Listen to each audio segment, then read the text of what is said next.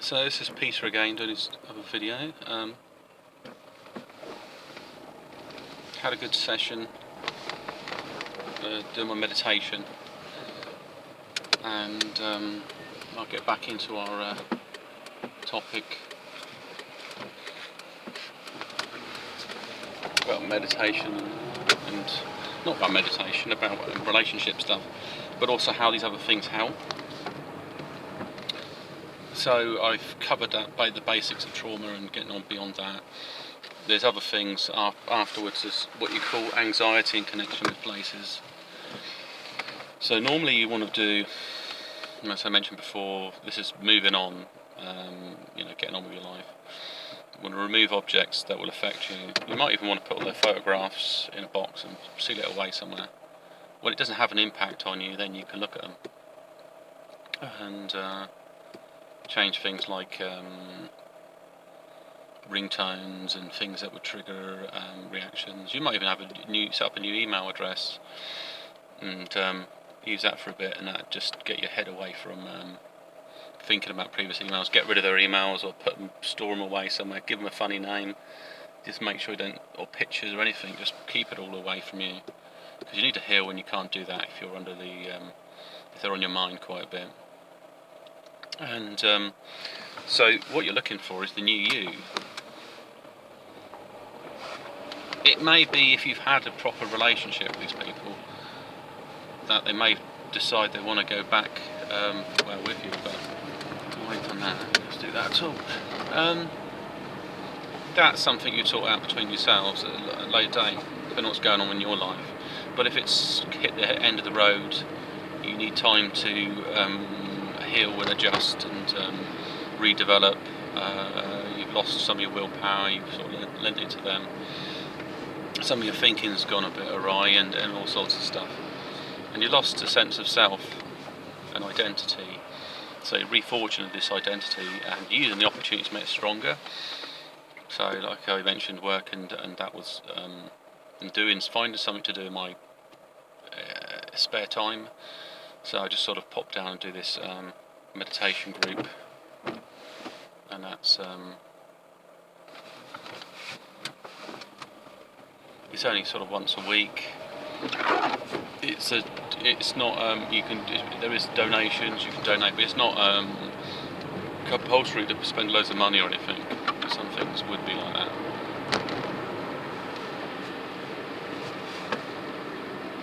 I mean, some other yoga groups it would do.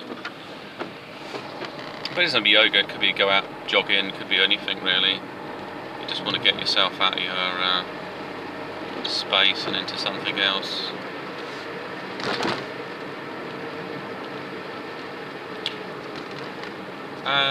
So I'm not calming myself, and there's other things. So the no contact, there's a lot of good stuff to research. To get out there and start researching things, it will help.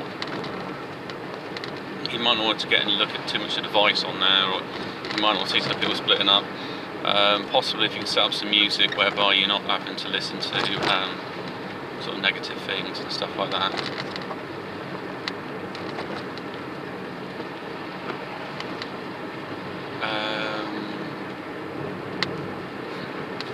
Seeing something in my mind, we don't know. So, yeah. What else do you need to do? So anxiety in locations, you might avoid a location for so many months, but when you go in there you might be racked with anxiety because this place you used to hang out with a person, could be a club, could be a pub, could be something. It's easier if you've got other connections to the area, but if it's mainly you went with them and like you had a drink together or whatever you were doing, then it can sometimes be a lot harder.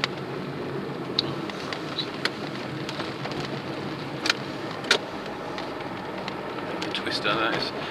And so I mean, for me, so it's been about 3 months, maybe going 4 months. I'm feeling like myself again in many aspects, and I'm not feeling any discomfort. Initially, when I suffered a lot of anxiety and I couldn't sleep and so on, I did sort of research on what was out there. There was some sleeping type, natural sleeping herbal stuff, and it's got a valerian root, but I don't know if it agreed with me, so I did it for a little bit, and I then thought, well, that's probably not a good solution. There's a batch flower remedy that sort of works as well. That helped for quite a bit, and it just took the edge off of the anxiety. It was Christmas time, people gave me a couple of bottles of red wine, so what I was doing, I was having a bit of a slurp of the old red wine.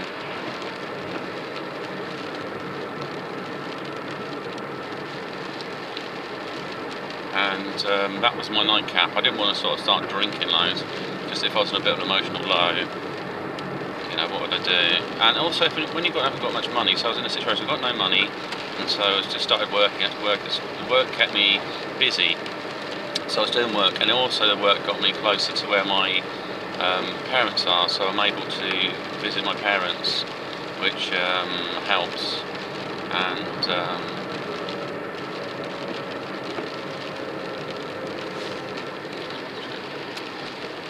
which helped a lot, really, emotionally and mentally.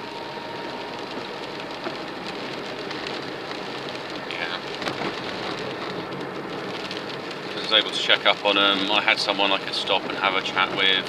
I could catch up with family, getting kind of busy. The other thing I went into was looking at pen pals out there, because I wanted to talk to people and communicate, but I didn't want to. I wasn't looking for any relationship stuff, and that probably worse if you go onto any of these dating sites, because a lot of them are false profiles. It just makes you feel a lot lower in yourself, that you're not really progressing. I mean, you do want the opportunity to maybe hang out with women and stuff like that. It's probably good, very good for you as a bloke. And you know, if you do that and make you feel better about yourself as well, but it depends on your circumstances. You know, that you could have been that you just started entering a divorce. I've had a divorce in the past, and that was fairly hard, but it was a bit different though, because we already got to the point where we didn't really want to be with each other anymore, and it didn't feel. I mean, basically, when I left the place, I felt better in the separation, and that was probably confirmed how I felt inside. So, which is important, and that's also important if you're sort of harassing your partner or whoever.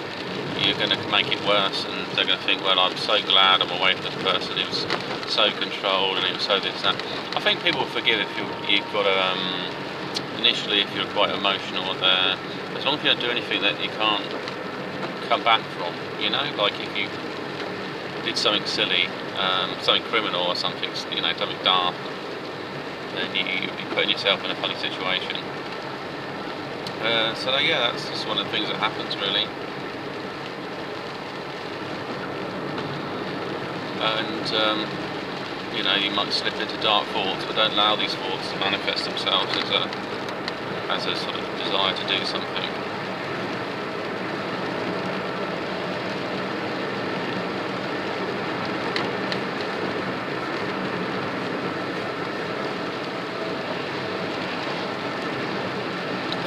And if you are at a dark point, you just need to definitely keep away from that person. You know, you hear all these silly stories about people that are lost in and so on. So they need to heal. They haven't got a strategy. Always as a man, or maybe as a woman as well, is working to a strategy. You want to get yourself better. You want to take care of yourself better. You don't want the same mistakes to happen, but they might happen again in the future. However, you want to do it in a way that you can deal with it much better, become a much stronger person.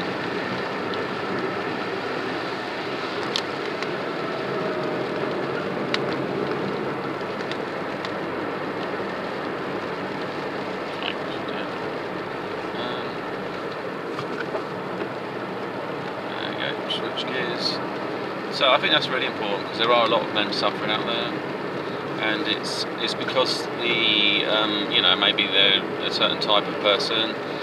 They may have been with a partner for a very long time, and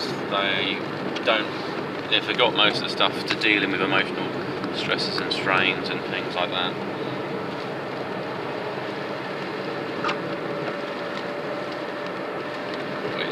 quite difficult.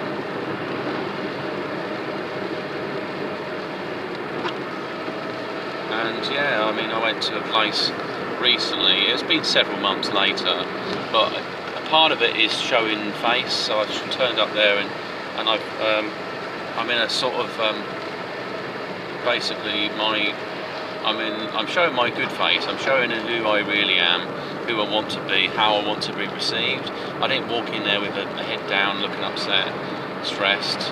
You know, my hair's got longer. I've done a bit of fasting. That helps to cleanse my body. It helps to reduce weight. Intermittent fasting. You don't have to worry about the gym, because the thing is, gym will get you some feel good energy, but you might not be up for hanging around the gym, and if you don't see a result straight away, you might feel a bit fed up. But if you went with like a mate or something, or a gym buddy, that's probably fine. But a little bit of intermittent fasting, at first it may bring some of your negative emotions to the surface, but it also helps cleanse your body, and you feel thinner, and when you feel thinner you feel better sometimes, or slimmer, or more yourself. That helps a lot. And so you want to be building towards a better person, a better version of yourself, and as a result,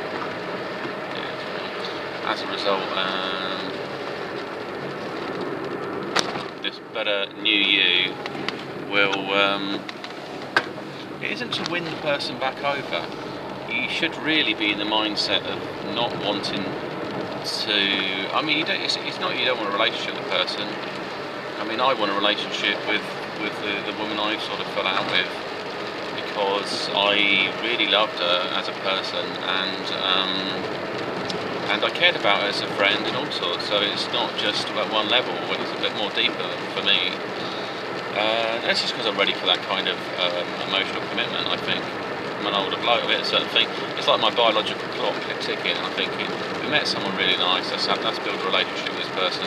However, it's not right for them, and so it just all went belly up, basically.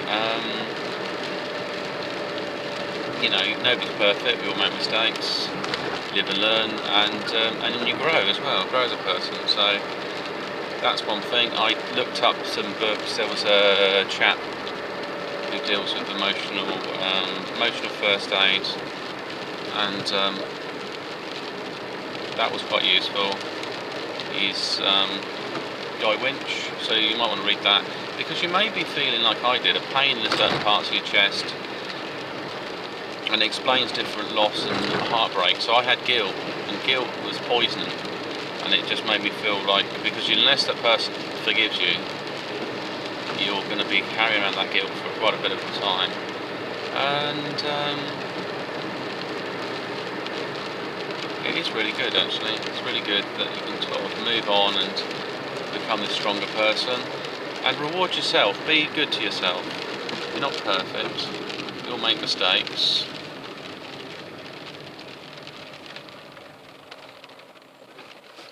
So everything goes no contact, and by giving them no contact, you kind of respect them if they don't want to see you, they want to be left alone to heal. And then just be careful how you, also how you read what they've done or they communicated. Read it quite carefully. They might not want to tell you, you know, please don't contact me ever again, or anything like that. It might be just saying, could you not contact me? You know, look at it as it is, how they feel. Don't get too deeply involved, and by doing no contact, that will help. You know, you want to be at a point where you're not pining for them, or your subconscious isn't trying to weasel you into going out with them again. It does do that. It's just, I mean, I'd rather that the person thinks to himself, he was really nice, and you know, maybe I don't want to date him, but I do like him, and you know, or whatever. You just want to be in a position where basically they don't hold any negative values around you. That'd be ideal. And going back to places and anxieties, so I went to place, showed I was okay, no problem. You know, there was some other staff there. I asked a question, had a chat, it was nice and kind, no issues there.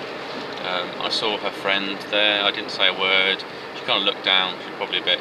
But she sometimes blushes if she looks at me anyway, so she does look down anyway. So it wasn't like she was acting abnormal. But knowing that, not that I'm working to my advantage, but I just, if I look more buff and, and look better and healthier and happier, she's bound to feed that back. If she hated my guts, you wouldn't want to see that person, because what she'd probably do is say, I saw that idiot of yours or whatever, and stuff like that. At least you can, on the positive, you don't have to deal with that sort of issues. And but afterwards, it pulled me right back a bit, because there was a slight bit of anxiety trickled in there, and the anxiety it brought up memories. But by going there and enduring it, and then afterwards, but it quickly went again. It fades pretty quickly, because you've got a plan, you've got a strategy. You're working on yourself, you're improving yourself.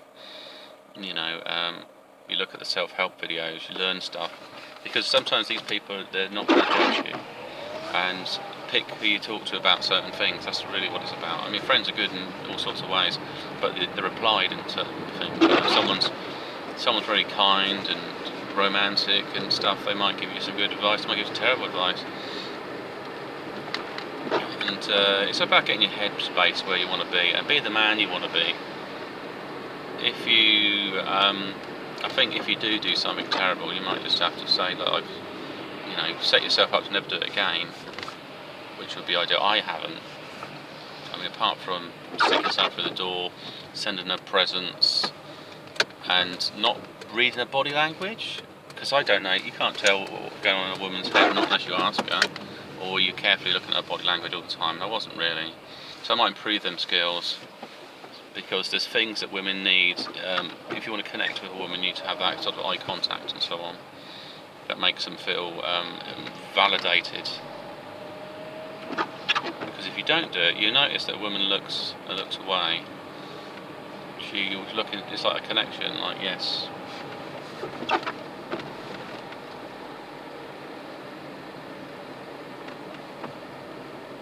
And there's other little things I noticed. Like today, I went to this group. So the woman was there. She doesn't normally sit next to me, but she decided to sit next to me. And it's because the previous week I was just the eye contact. I was acknowledging what she was saying, and that's something I need to do, because sometimes I don't bother with eye contact.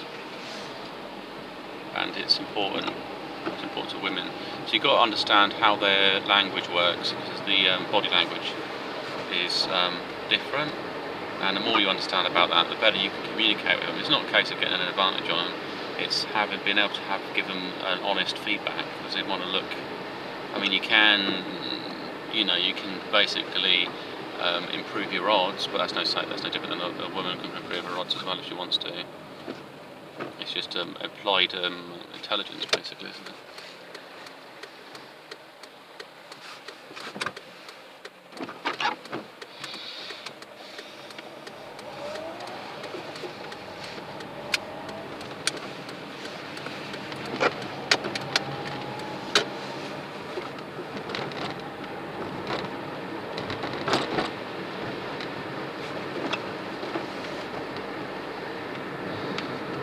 So hopefully you're on the road to recovery. I can't really think of anything else I need to add at the moment about this particular saga. It's just the friendship, falling in love with a friend and it falling apart. And the thing about love, it's a drug, and it's like cocaine. It's basically the same sort of receptors are stimulated. So the powerful pull of it is just, it can be too much. So manage it early on. It's sometimes better if people do know. Just say, well, you're quite nice, I quite like you, actually. It doesn't have to be...